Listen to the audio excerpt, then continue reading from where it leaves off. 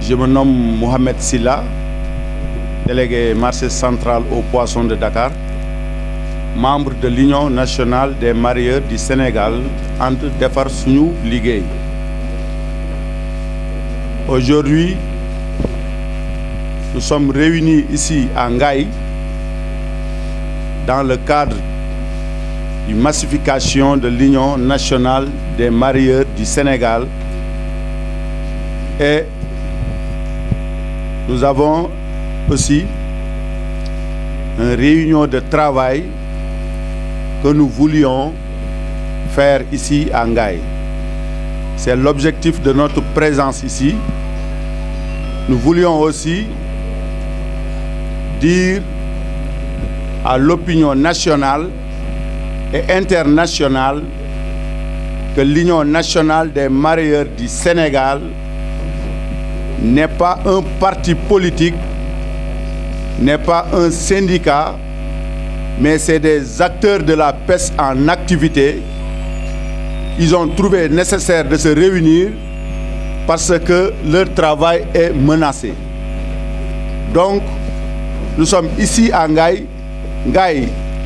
c'est une étape de l'Union nationale des mareyeurs du Sénégal. On a fait à peu près tout le Sénégal. Ça nous reste que le Sénégal oriental, dans le cadre d'une massification de l'Union nationale des mareyeurs du Sénégal. Donc c'est l'objectif de notre rencontre ici. Ceux qui se disent aussi que nous sommes des opposants, qu'ils se calment, que nous tous nous sommes des Sénégalais, nous sommes des mareyeurs, nous sommes les vrais acteurs de la pêche. Je dis vrais acteurs de la pêche. C'est nous, nous achetons, nous vendons les poissons. C'est nous, nous transportons les poissons un peu partout dans le Sénégal. Donc c'est important que l'État du Sénégal sache que les vrais acteurs de la pêche sont là. Aujourd'hui, réunir sous l'Union nationale des mareyeurs du Sénégal en Defar Suñu Liggéey. En premier temps, il y avait des organisations professionnelles des mareyeurs auparavant. Et maintenant, nous avons trouvé nécessaire de nous réunir parce que ces organisations professionnelles ne nous servent à rien. Parce que nous manquons d'interlocuteurs entre nous et l'État. L'État du Sénégal ne connaît pas les vrais acteurs de la pêche. Donc, ça, c'est une première des menaces. Voilà. Deuxièmement aussi, l'environnement, on sait que la mer avance et il fait des destructions dans certaines localités de pêche du pays, que nous voulons aussi l'État aide ces populations-là parce qu'ils font partie de nous aussi. Le but de ce congrès, c'est pour arriver à élire un président national des mareyeurs du Sénégal, que tous les acteurs de la pêche du mareyage vont se réunir pour élire ce président. Et nous voulons que l'État reconnaisse ce président comme étant le président national de tous les mareyeurs du Sénégal. Papa Ibrahima Diaw, président du comité de pilotage de l'INAMS, Union nationale des mareyeurs du Sénégal. Nous sommes ici à Ngaye di fi waxtaane li nga xam ne moo jëm ci suñu secteur pêche. Comme Union nationale dafay association boo xam ne dafay yaatal pour Sénégal gi bokk ci ba tax massification bi nga xam ne moom lañ commencé ñu def ci ay étapes yu bëree bëri donc kon Ngaye tey dafa bokk ci étapes yi nga xam ne choisir nañ ko pour mu bokk ci massification bi ndax yaakaar naa ne Sénégal actuellement dëkk yi nga xam ne demuñu fa bëriwul donc xëy na bu ñuy wax kon côté sud bi rek moo fi des boo xam ne war nañ fa dem donc ci biir loolu nag ñu bëgg ci liggéey bu am solo parce que comment dirais-je comité de pilotage bi dafa am loo xam ne looloo ko tax a jóg mooy ne dafa war a ànd ak mareyeurs yi nga xam ne mooy mareyeurs yi Sénégal yëpp su ko defee yóbbu leen ci benn combat boo xam ne combat boobu moo sonal Sénégal yëpp moo sonal mareyeurs yi aussi parce que dafa am ay acteurs yoo xam ne ñoom dañu nekk ci biir mareyage bi di mbubboo mareyeurs yi di jóg ci mareyeurs yi te duñ ay mareyeurs ba pare di waxal ñi nga xam ne ñoom ñoo nekk en activité yu ñaaw yoo xam ne rafetul te ku ko dégg dana xam ne loolu rafetul parce que ñoom duñu dara benn parce que li may wax loolu li ci gën a wér mooy ne ñoom su fekkente ne état mi jàkkaarloo ñoom di leen xool kon donc carte mareyeur yi nga xam ne mareyeurs yi ñu ngi koy fay su doon ñoom dong du fi jóg su dee célébrité yi nga xam ne mareyeurs yi ñu ngi koy dagg su doon ñoom dong du fi jóg amul benn service départemental ou bien service communal booy dem fekk fi seen tur pour ñu wan ne ñii ay mareyeurs lañ kon donc li ñuy wax ñoom dong la concerné parce que ban li ci gën a kii mooy bu fekkente ne ñoom dañ ay organisation professionnelle lañ organisation professionnelle boo xam ne président bi rek ngay xam mu état mënul xam ki topp ci président bi kon donc duñ ay organisation te ñoom ñooñu yi nga xam ne seen këyit yi ñu yor kadig na bu yàgg depuis 25 ans ou 15 ans kenn deful assemblée générale kon donc loolu du organisation kon donc moo tax ñun ñu réunir pour dajaloo ñun ñi nga xam ne ñoo nekk ci secteur bi di ci liggéey ñoom ñooñu ko bëgg a yàq moo tax ñu jóg nag pour defaraat suñu secteur defaraat suñu liggéey loolu daal mooy suñu soxla boo xam ne moo ñu dajale fii ci Ngaye tey jafe-jafe yi bari na parce que mareyeurs yi ay jafe-jafe kese la bi ci jiitu mooy dafa am loo xam ne Sénégal gi yëpp ñu ngi koy dund muy bi ci jëkk a wax mooy carte mareyeur parce que ñun actuellement li ñuy fay amul benn organisation bu koy fay ci wala benn ministère boo xam ne ñi mu jiite dañuy fay loolu parce que ñun carte mareyeur bi ñuy fay mi ngi commencé 90 000 ba 10 000 francs te chaque année renouvelable même bu dee carte commerçant 4 ans lay am su dee import export 4 ans lay am passeport sax yéen xam ngeen ne 4 ans lay am kon donc bu ñu demee ba ñun ñi di ñu fayloo carte mareyeur boo xam ne chaque année ñu di ko renouveler 30 000 francs bi ci gën a tuuti pour mareyeurs yi kon miti na beneen bi ci topp mooy pont bascule yi nga xam ne ñun mais camion frigo dafa war dañ ko war a épargne ci pont bascule te loolu dem nañ ci ñaari yoon yoo xam ne waxtaan nañ ci ak suñu ministère ba léegi gisuñ ci benn solution kon donc soxla nañ ci solution ñi nga xam ne nag dañuy wër di wax naan ñun dañoo contre état ànduñoo contre ñu kenn ñun xam nga ci luñ nekk suñu liggéey lañ gëm képp koo xam ne nag suñu liggéey ci waaw jafe-jafe géej gi aussi bëri na parce que géej moom ñi ko seq bëri nañ tey dañ cee am ay mbokk am ci ay xarit kon donc lépp lu leen laal nañu parce que ñoom ñi nga am ay problème parce que actuellement gaal yi mënuñu dem géej ndax amuñu essence est-ce que ñi nga xam ne ñoom ñooy wax organisation professionnelle yëg nañ ko yëguñu ko kon donc ñun ñi nga xam ne ñun ñoo ciy liggéey di dem gaal yi bëgg a dem géej duñu am jën duñu am lu ñu yóbbu kon donc ñun la métti moo tax ñu di ko wax beneen bi ci topp am na benn information boo xam ne ñu ngi ko jot fan yi parce que ñi nga xam ne ñoo nekk ci service de pêche yi ñooñu actuellement dañuy nekk ci grève te ñun dañoo yaakaar ne ñun ak waa service de pêche benn lañ ba war nañuy waxtaan bu fekkente ne ñoom dañu nekk ci grève war nañu ko yëgal mais bu ñu demee ñun chargé suñuy jën ñëw taxaw ci service pour dagg vitre d'air ñu ñëw nii duñu dagg tey dañoo grève bu ñu génnee douane yi dañuy jàpp gendarmerie dañuy jàpp tegewul fenn kon donc ñun ak ñoom war nañ nekk benn di waxtaan. congrès boobu moom moo tax ñu teg comité de pilotage bi parce que comité de pilotage bi dafa am ay objectifs yoo xam ne objectifs yooyu moo ko tax a jóg benn bi mooy àggale suñu massification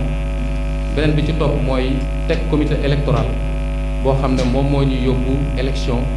pour ñu fal suñu président ba pare investir ko congrès kon donc loolu moo tax a jóg comité de pilotage bi bon comité de pilotage bi nag dafa yaatu parce que dañu bëgg a def ci Sénégal loo xam ne benn mareyeur wala benn organisation professionnelle bi ñuy tuddee professionnel mareyeur mu su ko def parce que loolu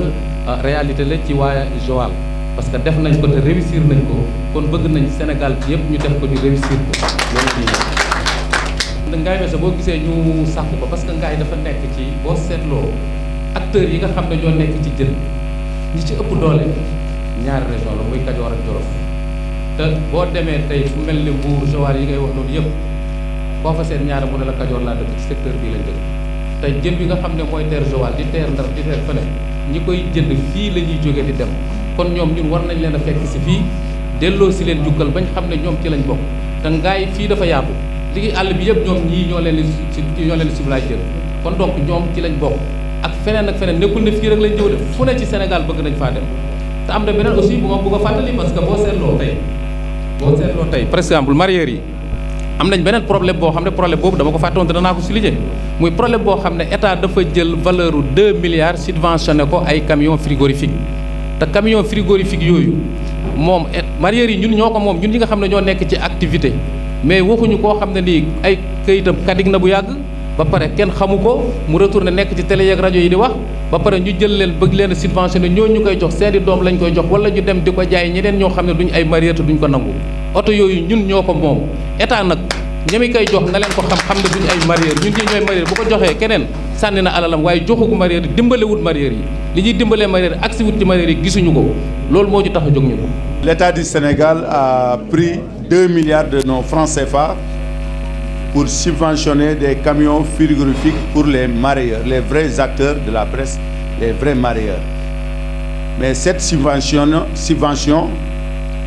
est partagée entre 5 organisations professionnelles marieurs qui se disent marieurs, qui ne représentent pas les vrais marieurs. Donc nous interpellons le président de la République, président Macky Sall, notre ministre de tutelle, ministre Oumar Gueye, que ces représentants des marieurs, ils ne représentent que eux-mêmes avec leur récépissé. Les vrais acteurs de la paix, c'est l'Union nationale des marieurs du Sénégal. C'est nous ici, sommes ici à Ngaye aujourd'hui, en train de tenir notre réunion de massification. Donc ce point, nous voulions que l'État du Sénégal le sache. Nous voulons aussi que l'État réagisse sur les ponts bascules. Parce que tu charges ton camion frigo avec du poisson, tu prends l'axe Dakar, Saint-Louis-Dakar, et on te tarde sur les ponts bascules. Et on a tenu des réunions avec le ministre de la Pêche, avec le délégué de l'Afrique Pesas, pour trouver des solutions par rapport à nos difficultés sur les pesas. Les cartes marieurs aussi, nous voulions que notre ministre de tutelle revoir le prix. S'il faut, il augmente la durée de validité de ces cartes. Donc ce sont ces problèmes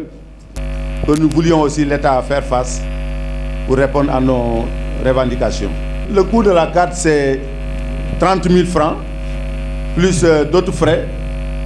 On peut dire environ 50 000 francs pour avoir carte deuxième catégorie marieur. Il y a une carte aussi qui coûte 12 000 francs. Ça, c'est le micro-marieur.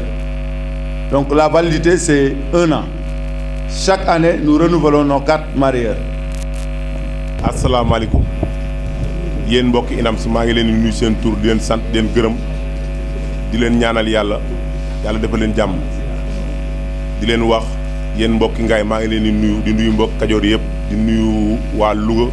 waa Kébémer waa Potou di nuyu mbokk yëpp di nuyu ñi fi daje ñëpp ñun waa marieurs yi nag Union nationale des marieurs du Sénégal dañoo am problème bi ñu am mooy ñiy wax ci sunu tur ku ñuy wax Thierno Mbeng di wax ci sunu tur di déclarer di wax état loo xamante ni amul bu taxawee déclarer ni am na 5000 parrainage jox ko président Macky Sall jógewul ci marieurs yi contre ñu état xeexuñu ak état général Djibi Ndiaye bu taxawee ni mooy interlocuteur u marieurs yi waxuñu lu am Union nationale marieurs Sénégal bii fi nekk di INAMS moo fi nekk camion frigo yi ñu wax nag ni dañ koy lebal marieurs yi naam dëgg la soxla nañ ko mais ñañ ko jox duñu ay marieurs benn nit bu topp seen ginnaaw ci Sénégal amul marché Kees bari ci démb la lakk ci ay problèmes yu ay difficultés yu metti état Sénégal ñu ko ci xaar pour mu war ñu cee jàppale gisuñu fa benn koo xamante ni danaan mooy président marieur di wër di wax ci sunu tur loolu nag bëgg nañ mu dakk dem ci ay làmb dem ci ay football naan may président marieur maay lii maay lee te doo kenn mënoo yónni benn marieur demoo marché demoo géej loolu ñun Union nationale marieur Sénégal jug nañ pour mu dakk Thierno Mbeng ak général nag li ñuy wax ñun Sénégal ñun marieur Sénégal duñu marieur bay président marieur na leer bu ñu leen joxe oto président Macky Sall mi ngi dimbali marieur yi mais joxu koy marieur ay organisation fictive la koy jox ñun INAMS nag di marieur en activité nekk ci terrain bi di liggéey di dem ci marché yi di dem ci tefes yi ñu ngi nii toog président Pape Ibrahima Diaw mooy sunu président comité de pilotage